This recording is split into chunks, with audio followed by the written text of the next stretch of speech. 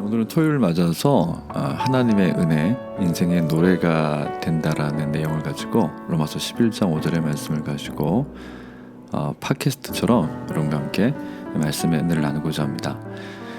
성경은 지금도 하나님의 은혜로운 선택을 따라서 남은 자가 있다고 말씀합니다.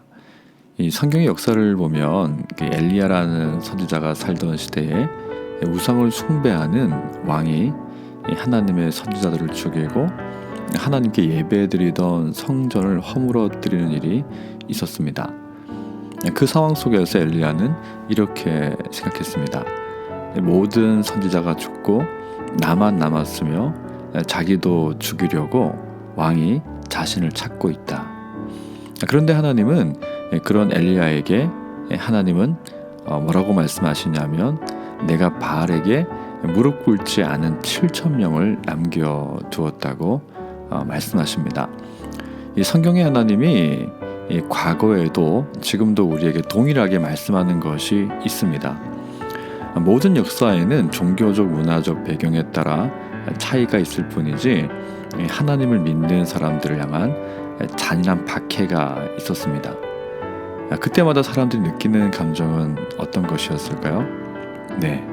나만 남았다는 것이죠. 나만 겨우 남았는데 나의 믿음과 생명도 위태롭다는 생각이었습니다. 엘리야가 보는 현실은 정말 그랬습니다. 우리는 엘리야가 경험한 두려움을 모른 척해서는 안 됩니다. 엘리야는 자신이 직면한 현실이 너무 두려워서 차라리 하나님이 자신을 빨리 데리고 가기를 원했습니다.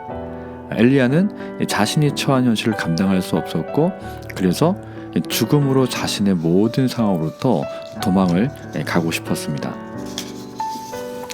사람들이 현실을 피하려고 하는 이유는 자신이 감당할 수 없다는 것을 알기 때문입니다. 인간의 죄의 결과는 끝없는 문제의 소용돌이를 생산하죠. 인간의 생각은 모든 사람들을 만족시킬 수 있는 탁월한 아이디어가 없습니다. 항상 실험적 요소가 있어서 그 테스트 기간 동안 수많은 사람들이 고통을 당합니다. 대표적인 것이 법으로 생물인 경제를 안정시킬 수 있다고 오판한 전문가들이 그렇죠. 그리고 세상 모든 사람을 만족시킬 수 있는 탁월하고 위대한 아이디어가 사람에게는 없습니다.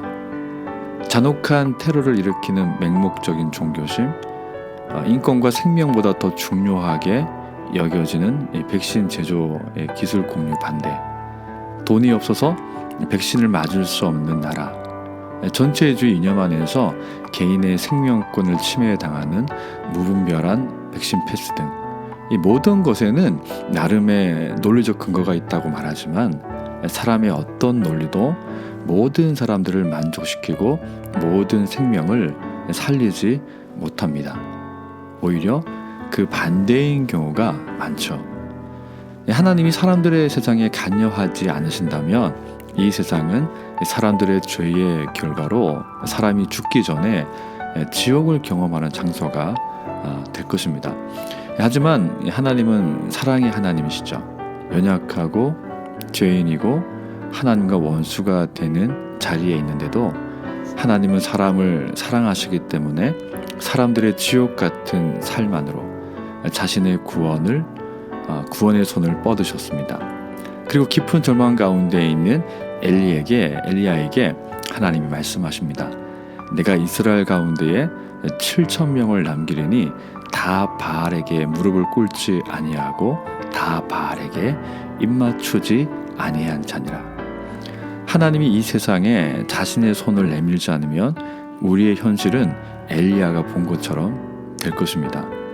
그리고 엘리야의 절망이 우리의 절망이 되겠죠. 하지만 하나님의 은혜로운 손이 이 세상을 만지고 계십니다. 우리가 볼 수 없을 뿐이지 하나님은 자신의 값없는 은혜를 우리에게 나타내고 계십니다.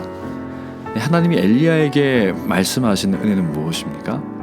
하나님이 엘리야를 선택했다는 것이죠. 하나님의 선택의 또 다른 표현은 하나님의 구원입니다. 엘리야는 혼자서 싸운다고 생각했지만 엘리야가 하나님이 없이 혼자 싸웠다면 그는 벌써 이세벨의 칼날에 죽었을 것입니다. 하나님의 구원의 손이 엘리야를 지키고 계셨죠. 그래서 최고의 권력을 가진 왕이 엘리야를 죽이려고 해도 죽일 수 없었던 것입니다.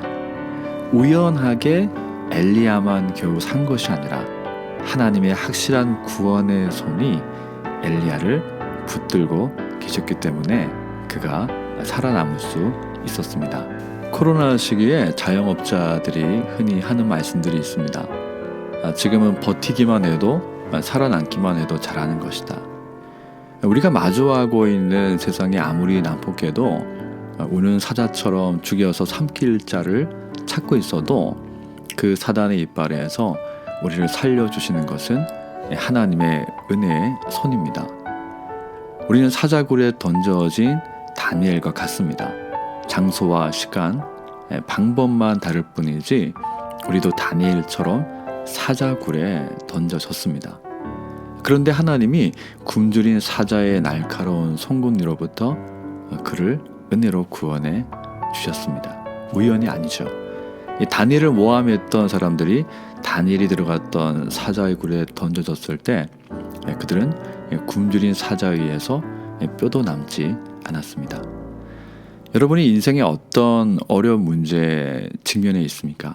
내가 감당할 수 없다는 것을 알고 절망하고 차라리 죽어서라도 도망가고 싶은 마음이 혹시 들 수 있습니다. 그러나 하나님의 엘리야에게 말씀하신 것처럼 여러분을 구원하기로 선택했다고 말씀하십니다. 이제 여러분이 할 일은 구원자이신 하나님께 도움을 요청하고 그분을 의지하는 것입니다. 그러면 하나님이 당신이 감당하지 못하는 문제들로부터 당신을 구원해 주실 것입니다. 하나님께 거절당할 것을 두려워하지 마십시오. 하나님은 우리의 요청을 거절할 수 없습니다. 왜냐하면 우리가 하나님의 아들 그리스도와 함께 죽고 그리스도처럼 부활할 것을 믿을 때 그 믿음을 가진 자들을 하나님이 구원하기로 결정하셨기 때문입니다. 하나님의 공의는 자신의 결정을 거스르는 법이 없습니다. 그러므로 은혜 없는 시대에 하나님이 당신의 삶의 간절한 필요를 은혜로 나타내실 것을 요청하십시오. 하나님의 구원을 요청하십시오. 그리고 하나님이 당신을 능히 지키고 보호하시는 것을 경험할 수 있기를 바랍니다. 그런즉 이와 같이 지금도 은혜로 택하심을 따라 남은 자가 있느니라. 로마서 11장 5절의 말씀입니다.